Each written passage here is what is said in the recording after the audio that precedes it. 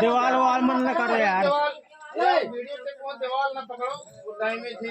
अरे यार जो भीड़ के बाहर निकाल जाओ। हाँ तो दूसरा ना घटना हो जाए। पाँच के लड़का था भाई थोड़ी से कोनो धक्का मारते हो गिर सकत है।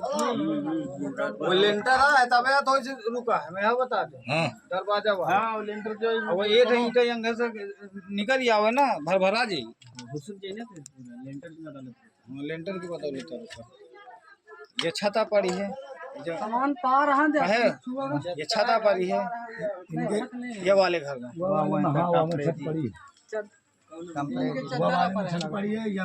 वो वाले की बात कर रहा है।